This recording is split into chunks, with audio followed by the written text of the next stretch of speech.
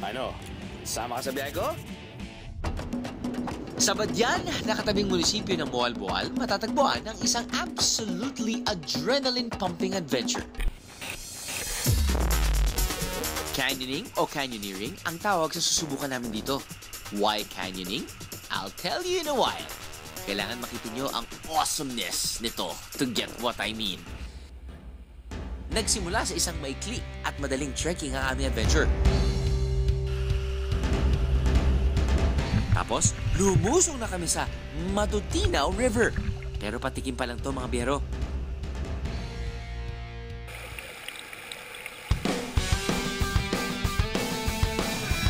Dito pa lang, mararamdaman mo na ang unti-unting pagbilis ng tibok ng inyong puso.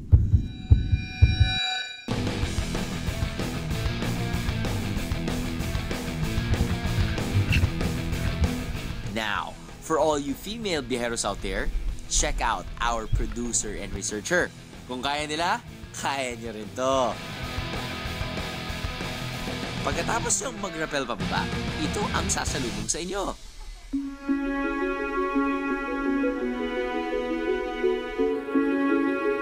Thus, the term canyoning or canyoneering, para sa adventure na to, literal na dadaan kayo sa gitna ng isang kanyon o sa gitna ng isang sabak.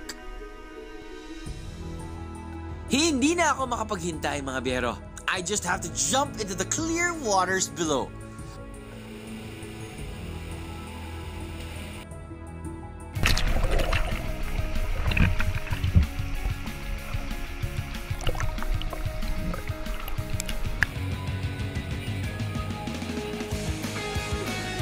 Mapabata man o matanda, shock na may enjoy nyo to. Tingnan nyo na lang ang BND staff. I've never seen them so happy. TYBND! Thank you, Biyahe ni Drew!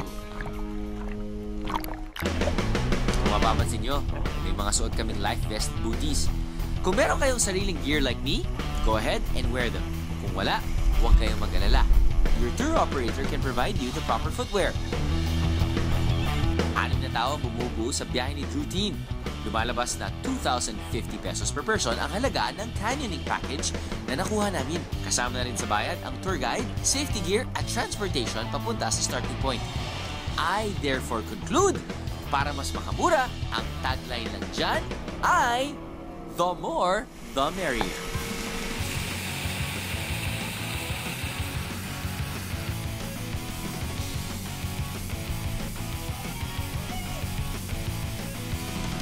Isa lang ito sa maraming waterfalls na madadaanan namin habang nagka-canyoning.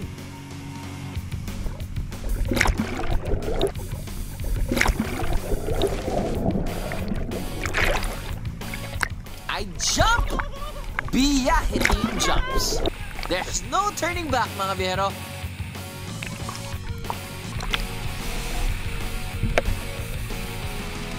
Isa pang biyahero tip. Mag-ingat sa paglangoy dahil mabato ang ilalim ng tubig. Meron ding stopover mula sa malamig na tubig.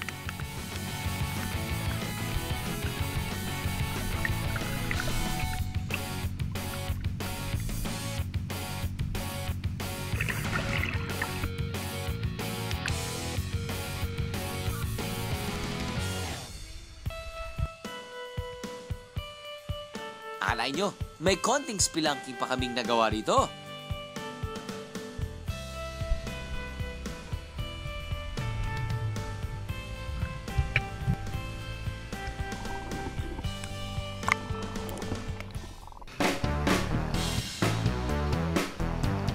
Of course, hindi kumpleto ang adventure kapag walang sasabihin ng cameraman kong si Ray. Ito ang gusto nyo?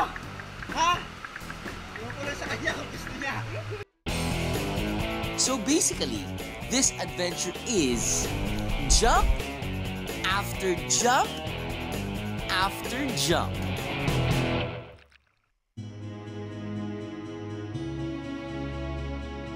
Paulit-ulit na picture-perfect scenery.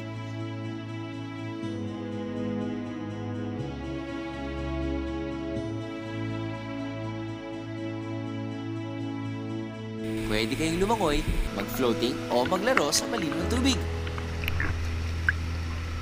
And you repeat all of the above.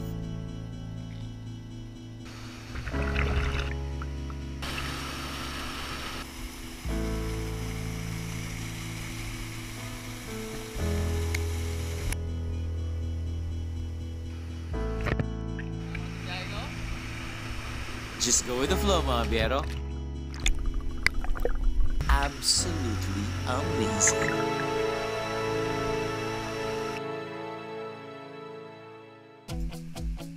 Inabot kami ng halos 4 na oras para matapos ang canyoning sa Matutino River. Natapos kami sa pinakamataas ng talon ng Kawasan Falls. Ang canyoning experience namin was not too long and not too short. Sa makatuwid, just right. You just gotta have great sense of adventure.